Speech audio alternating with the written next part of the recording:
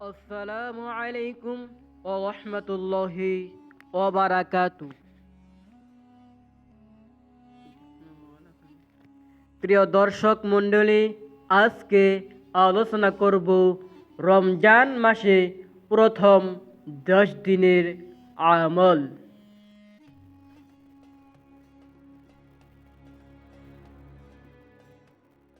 রমজান মাসকে রাসূলুল্লাহ সাল্লাল্লাহু আলাইহি ওয়াসাল্লাম তিনটি ভাগ করিয়াছেন। নবীজি বলেছেন, প্রথম 10 দিন রহমতের দিন, পরের 10 দিন মাগফিরাতের দিন ও তারপরের 10 দিন নাজাতের দিন। সুবহানাল্লাহ, আলহামদুলিল্লাহ। আল্লাহ তাআলা আমাদের জন্য বেহেশতের পথের সুপ্রিয় দর্শক, প্রথম রহমতের 10 দিন এই 4টি জিকির বেশি বেশি আপনি করুন। রাসূলুল্লাহ সাল্লাল্লাহু আলাইহি ওয়াসাল্লাম বেশি বেশি করতেন। অত্যন্ত দামি জিকির, যে জিকির নাকি রাসূলুল্লাহ সাল্লাল্লাহু আলাইহি ওয়াসাল্লাম নিজেই করিয়াছেন। এই নারী পুরুষ কতই না ভাগ্যবান যে নবী পুরুষ এই রমজান মাসে এই 4টি জিকির বেশি বেশি করবে। ইনশাআল্লাহ এই রমজান মাসে যে ব্যক্তি এই 4টি জিকির বেশি বেশি করবে, তার জীবনের যৌবনের সমস্ত গুনাহ মাফ হয়ে যাবে। এই রমজান মাসে যে ব্যক্তি এই 4টি জিকির বেশি বেশি করবে, তার দুঃখ, কষ্ট, পেরেশানি অত্যন্ত দূর হয়ে যাবে ইনশাআল্লাহ। এই রমজান মাসে যে ব্যক্তি এই 4টি জিকির বেশি বেশি করে, তার মনের সকল নেক হাজত মহান আল্লাহ রাব্বুল আলামিন পূরণ করে দেন। এই রমজান মাসে যে ব্যক্তি এই 4টি জিকির বেশি বেশি করবে, তার আমল নামায় নেকিতে ভরপুর করে দিবেন ইনশাআল্লাহ। বেহেশতের পথের সুপ্রিয় দর্শক, দিনী ভাই বোন, সর্বোপরি কথা হলো জীবন সকল সমস্যার সমাধান হবে ইনশাআল্লাহ। বেহেশতের পথের সুপ্রিয় দর্শক, আজকে ভিডিওটি অনেক গুরুত্বপূর্ণ ভিডিও, তাই ধৈর্য সহকারে মনোযোগ সহকারে দিয়ে শেষ পর্যন্ত শুনতে থাকুন। মূল আলোচনা যাওয়ার পূর্বে চলুন একটু প্রার্থনা করে নেই। হে মহান দয়ালু প্রেমর সময় আল্লাহ, আপনি আপনার রহমত রহিম নামের শুনে ও রমজান মাসের খাতিরে এবং নবীজির উসুলায় আমাদেরকে রমজান মাসে রোজা সুস্থ শরীরে রাখার তৌফিক দান করুন। সকলেই আমরা কমেন্ট বক্সে দেই আমিন। তো চলুন বিস্তারিত জেনে নেই। বেহেশতের পথের সুপ্রিয় দর্শক, 4টি জিকির কথা আমি গুনাহগার বলে দিব ইনশাআল্লাহ।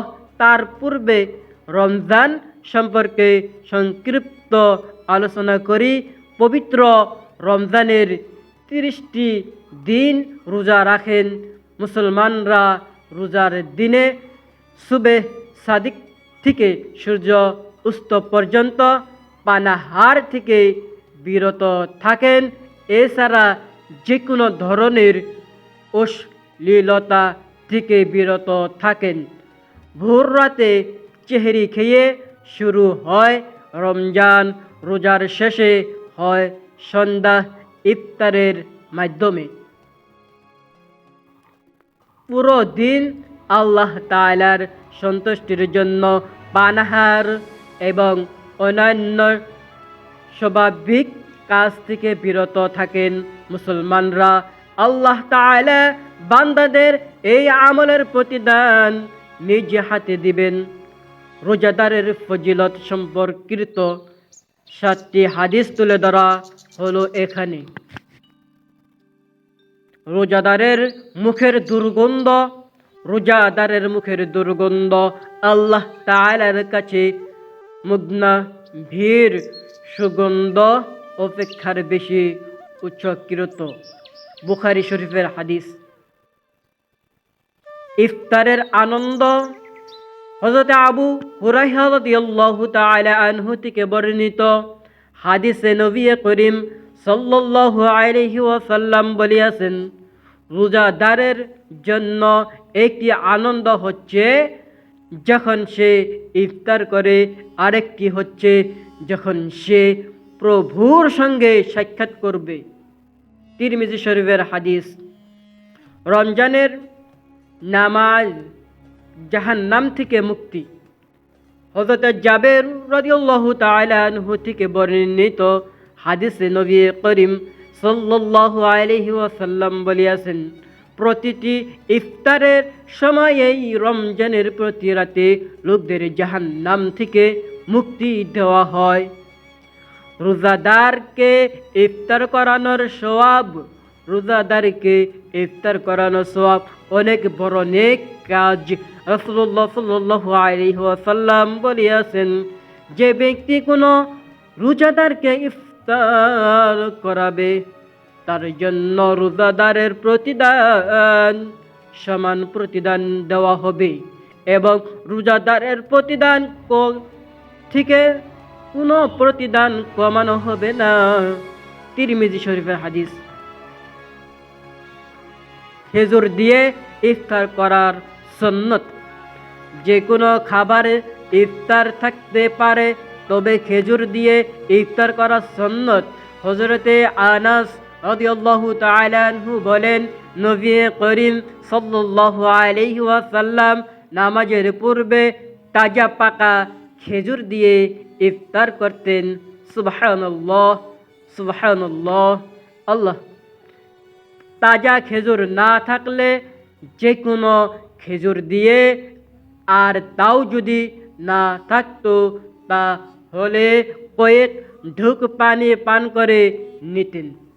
তিরমিজি। রমজানের রোজার প্রতিদান। হযরত আবু হুরায়রা রাদিয়াল্লাহু তাআলা আনহু বলেন, আল্লাহর রাসূল সাল্লাল্লাহু আলাইহি ওয়াসাল্লাম, যে ব্যক্তি ঈমান পুনরায় আশায় রমজানের রোজা পালন করে তার পূর্বে গুনাহ মাফ হয়ে যায়। ইচ্ছা করে রোজা কাজা করার ক্ষতি। নবীজি সাল্লাল্লাহু আলাইহি ওয়াসাল্লাম বলেছেন, যে ব্যক্তি কোনো কারণে বা অসুস্থতা ছাড়া রমজানের একটি রোজা পরিত্যাগ করবে, সে যদি ওই রোজার পরিবর্তে আজীবন রোজা রাখে তবু ওই এক রোজার সওয়াব পাবে না। বেহেশতের পথের সুপ্রিয় দর্শক দিনী ভাই ও বোন, এতক্ষণ পর্যন্ত যারা মনোযোগ সহকারে রমজান মাস সম্পর্কে শুনেছেন, আশা করি সকলে বুঝতে পারছেন। আলহামদুলিল্লাহ, আলহামদুলিল্লাহ। বেহেশতের পথের সুপ্রিয় দিনী ভাই ও বোন, এখন শুনুন 4টি জিকির রমজান মাসের প্রথম 10 দিনে বেশি বেশি করবেন ইনশাআল্লাহ। তো সুপ্রিয় দর্শক, মনোযোগ সহকারে শুনুন।